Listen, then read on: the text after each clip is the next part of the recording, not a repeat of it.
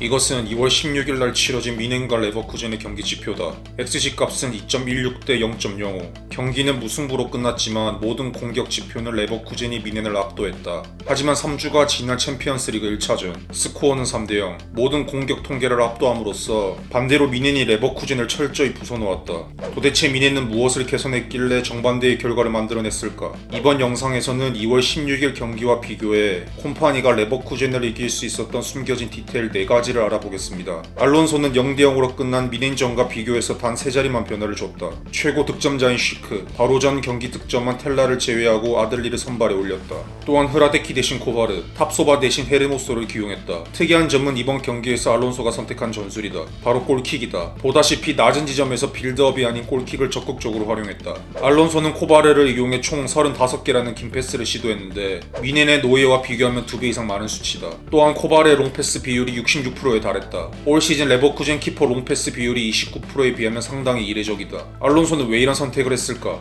보통 레버쿠젠은 후방 깊은 곳에서부터 짧은 패스로 전진하는 것을 선호하지만 이번 경기는 그렇지 않았다. 아마 원정에서 서로 점유와 압박을 하는 일반적인 경기로 흘러간다면 불리하다고 생각했을 것이다. 따라서 알론소의 공격 목적은 명확했다. 골킥을 통해 상대 진영에 한 번에 도달한 뒤 루즈볼을 따내 빠르게 전진하는 것이었다. 골킥 상황은 일반적인 롱볼과 비슷하지만 다르다. 골킥의 장점은 차기 전 선수들을 미리 약속된 위치에 배치할 수 있다는 점이다. 또한 키퍼는 압박을 받지 않는 상태이기 때문에 자신이 원하는 방향으로 공을 보낼 수 있다. 그렇다면 알론소는 단순히 롱볼을 활용해 운에 맡겼을까? 그렇지 않다. 골킥의 디테일을 살리려 했다. 우선 전체 대형을 좌측으로 이동해 선수 간 간격을 최대한 좁히려 했다. 거리가 가까울수록 루즈볼을 취할 확률이 높기 때문이다. 형태는 폭이 좁은 3-3-1-3과 같았다.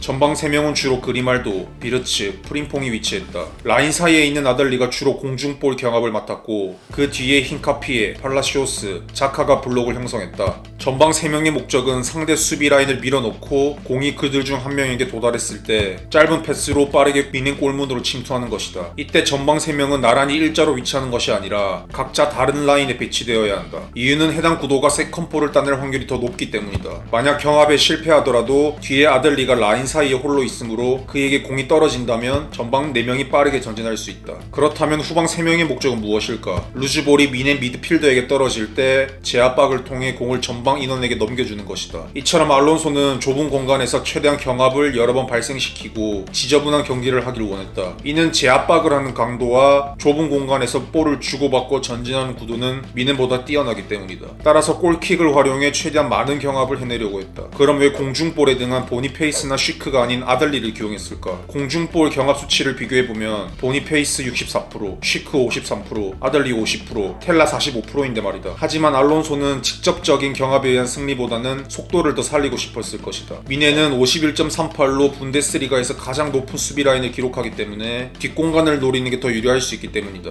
따라서 공중볼 경합도 적당히 가능하고 빠르게 속도를 낼 수 있는 아들리를 선발로 내세웠다. 하지만 콤파니는 대부분 이를 잘 대처했다. 키미를 최후방에 배치해 5백을 형성했고 무샬라를 내리고 올리세를 좁혀 중원에 3명을 배치했다.